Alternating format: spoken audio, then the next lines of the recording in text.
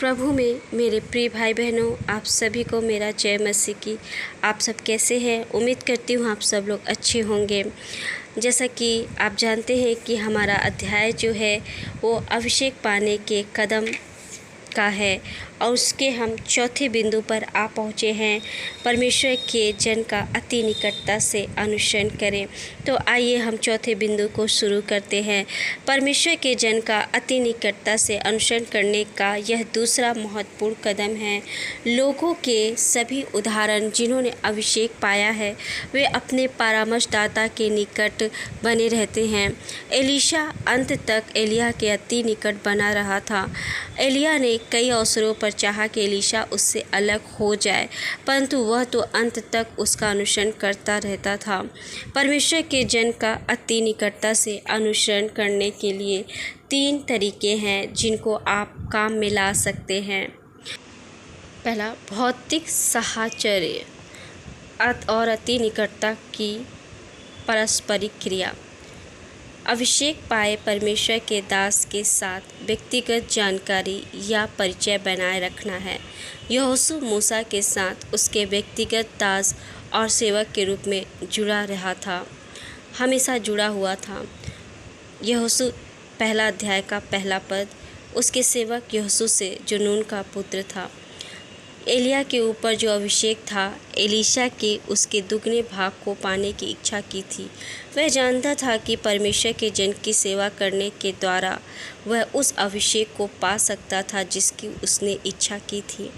Elisha उस व्यक्ति के रूप में जाना जाने लगा था जो व्यक्तिगत रीति से एलिय्याह के हाथों को धुलाता था। इस प्रकार का अति निकट सहचर्य अभिषेक स्थानांतरण की ओर अगुवाई करता है। दूसरा राजा 3 अध्याय 11 पद। हाँ, शापात का पुत्र एलीशा जो एलिय्याह के हाथों को धुलाया करता था वह यहाँ है। दूसरा बिंदु है उसके वचनों का निकटता से अनुसरण करें। दूसरा तरीका जिसके द्वारा आप परमेश्वर के एक जन का अनुसरण कर सकते हैं वह है उसके वचनों का अति निकटता से अनुसरण करना। बहुत अधिक लोगों के पास अपने परामर्शदाताओं के साथ व्यक्तिगत पारस्परिक संपर्क के विशेषाधिकार ना होंगे। अतः कोई भी परमेश्वर के जन के ऊपर जो अभिषेक है उसे कैसे पकड़ या पा सकता है? उत्तर सरल है, यह पानी उड़ेलना, हाथ धुलाना और छोटे से छोटे कामों को करना जो अभिषेक के स्थानांतरण में अगुवाई करे। उत्तर है नहीं। भौतिक क्रियाकलाप या पारस्परिक क्रिया आपको उसके वचनों के प्रति स्पष्ट या अनाकृत करता है। यीशु ने अपने शिष्यों से कहा कि जो वचन मैं तुमसे बोलता हूँ वे आत्मा, पवित्र आत्मा के अभिषेक और जीवन है। अभिषेक वचनों में है। जब तक उनका स्वामी स्वर्ग पर नहीं उठा लिया गया तब तक वे उसके वचनों को खोजते और आत्मसात करते रहते थे। उन्होंने उसके शब्दों वचनों को गंभीरता से लिया था। उसने उनसे कहा, यदि दिया वचनों में था। परमेश्वर का धन्यवाद हो कि आज अभिषेक प्राप्त सेवकों के वचन पुस्तकों, टेप्स और वीडियो में आदि में भी उपलब्ध हैं। यूहन्ना 6:63 में जो बातें मैंने तुमसे कही हैं वे आत्मा, अभिषेक है और जीवन भी है। जब आप वचन को सुनते हैं तब यह अभिषेक आप में प्रवेश करता है। वचन मात्र कोई दार्शनिक भाषण नहीं है, यह कॉलेज में दिए जाने वाले व्याख्यान से भिन्न है। वचन आपके जीवन में एक अभिषेक को प्रदान करने योग्य है। यशकल में इस चकित कर देने वाले पद को देखें। भविष्यवक्ता ने कहा कि जब यहोवा उससे बोला तब वह अभिषेक को अपने अंदर प्रवेश करते हुए महसूस कर सकता था। यहेजकल 2 का 2 पद। जैसे ही उसने मुझसे यह कहा त्यों ही आत्मा ने मुझसे समाकर मैंने हमेशा से ऐसे अवसरों को चाहा कि परमेश्वर के कुछ विशेष जनों के साथ रहूं और सेवा करूं, परंतु यह अवसर कभी व्यवहारिक नहीं था। तथापि इनमें से कुछ परमेश्वर के जनों के वीडियो, टेपों और पुस्तकों के द्वारा उनका अनुसरण करने में मुझे जीवन और सेवकाई में बड़ी आशीष दी।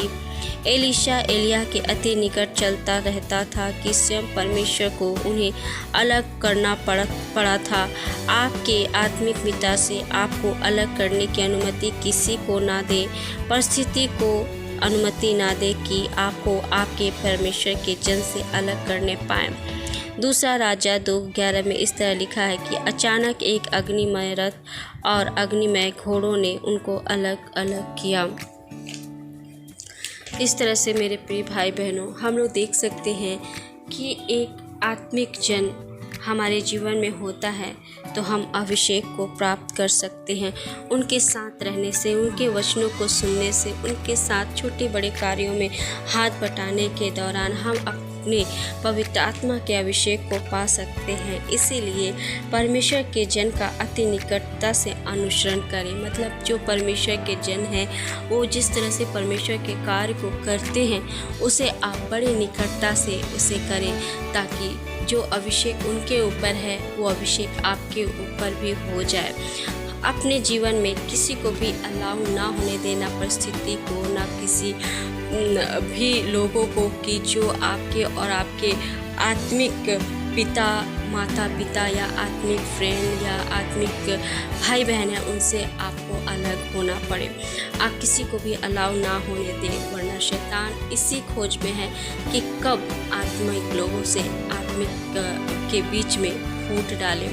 तो मेरे प्रिय भाई बहनों, आज का संदेश यही है कि हमें अपने निकट आत्मिक जन जो हैं उनके निकटता का अनुसरण करना है, हमेशा उनके साथ बने रहना है, ताकि प्रभु आज इस शिक्षा के द्वारा हम सबको आशीषित करें।